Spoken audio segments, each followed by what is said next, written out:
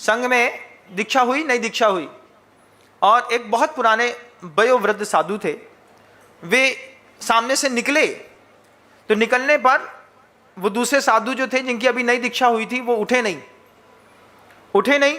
तो मिडिल दीक्षा वाले साधु ने उनसे कहा, क्यों बड़े महाराज जी निकले तुम उठे नहीं? बड़े महाराज जी निकले तुम उठे नहीं का मतलब? अरे बोले, ऐसा बोलते, अरे सबके मूल गुण इतने ही बराबर है भैया, उनके भी 28 हैं, हमारे भी 28 हैं, सबके बराबर हैं। तो फिर दूसरे साधु ने कहा कि जैसा उनका ब्रह्मचर्य व्रत है ना, ऐसा ब्रह्मचर्य व्रत तो तुम अगली पर्याय में भी प्राप्त नहीं कर पाओगे। तो इंसान के लिए नहीं उठना है, इंसान के अंदर के ज्ञान के लिए, इंसान के अंदर के सम्यक दर्शन के लिए, दृढ़ता के लिए, स्थिरता के लिए, उसके चारित्र के लिए, उसके ब्रह्मचर्य की बहुमान के लिए।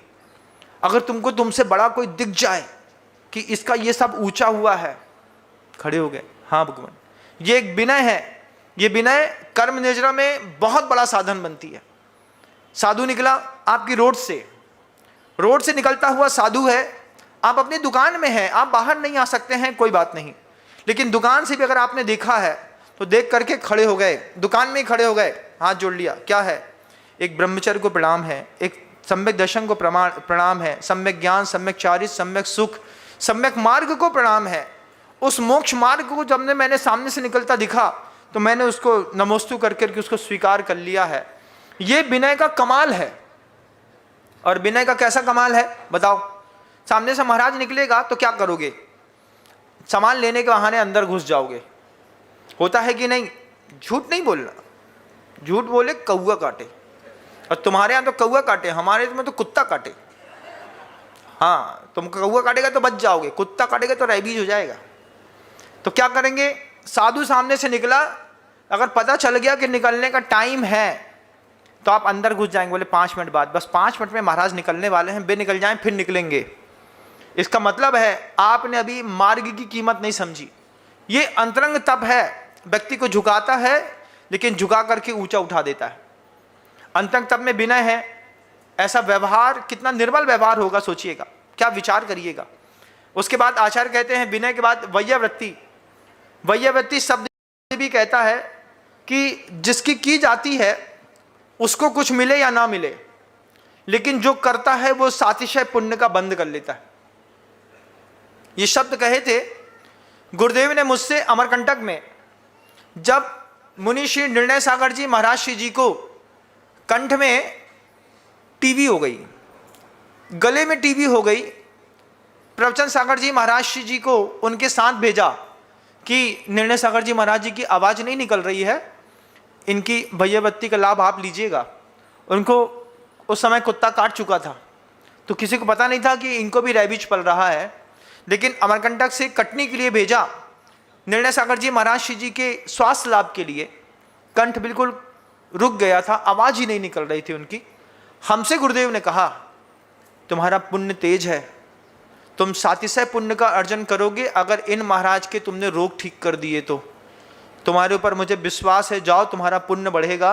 किसी के पुण्य से किसी को रोग हो जाता है, तो किसी को रोग हो जाए, कोई विपत्ति में चला जाए, किसी को तकलीफ हो जाए, तो ये मत सोचना कि हम उठेंगे कि कोई और कर देगा। हमको पता है तो हम करेंगे। इस मामले में भगवान जैसे हैं मुनि श्री निस्सीम सागर जी महाराज। मैं उनके लिए बार बार ये इसलिए कहता हूं कि दुनिया में दिन के उजाले में कोई भी वैयावृत्ति कर देगा, लेकिन वैयावृत्ति करते वक्त कोई व्यक्ति अपनी रात खराब कर ले, 11 बजे कोई आवाज़ करे और उठ करके वो बैठ जाए, अपनी नींद खराब कर ले और पूरी वैयावृत्ति कर दे, ऐसे साधु बहुत कम मिलते हैं। मुनि श्री प्रसाद सागर जी महाराज, उनकी वैयावृत्ति दिन की रात में सोते हुए भी बोलो महाराज दर्द हो रहा है तो पूरा उठ जाएंगे, प्रॉपर आपका मैनेज कर देंगे। वैयावृत्ति में शानी नहीं है इनका, वैयावृत्ति में शानी नहीं है महासागर जी महाराज का। उनसे भी बोलो भाई दिक्कत हो रही है, पूरी रात बैठा रहेगा, माला फिरता रहेगा, तुम ठीक हो जाओ, बस हो गई, हम बैठे हैं। ये लोग, कुछ लोग ऐसे हैं जो वैयावृत्ति के लिए अपनी रात भी कुर्बान करने तैयार हैं, जिसमें निस्सीम सागर जी महाराज, प्रसाद सागर जी महाराज, महासागर जी महाराज।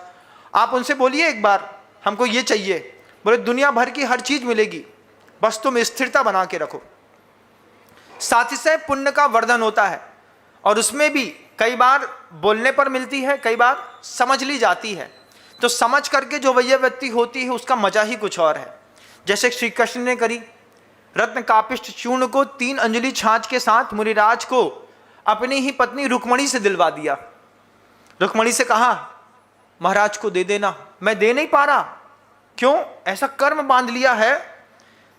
कृष्ण जी ने अपने जीवन में कभी भी आहार दान नहीं दिया, आहार दान की अनुमोदना करी, खूब व्यवस्थाएं बनाई, वैयावृत्ति है, मैं नहीं दे पा रहा हूं, आप दे लीजिए। उस अकृत पुण्य ने कभी भी आहार दान नहीं दिया, सिर्फ आहार दान की पुण्य की अनुमोदना से मेरे हिस्से की खीर है, महाराज को दे दो, उनको जितनी चाहिए उनको दे दो, उनका पेट भर जाना चाहिए। उसके मन के अंदर का जो वो भाव है, वो भाव उसको धन्य कुमार बना गया।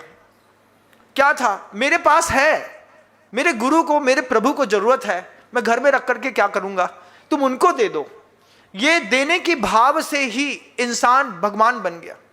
जितने भी ऊंचे पद मिले, जितना भी वैभव मिला, जितना भी शाति से पुण्य इकट्ठा किया, वो सब वैयावृत्ति का प्रभाव निकला, लेकिन सबके मन के अंदर का भाव नहीं होता। जय हिंद। अगर आपको मेरी वीडियो अच्छी लगती है तो प्लीज़ मेरे चैनल को लाइक करें, शेयर करें और सब्सक्राइब करें। Thank you.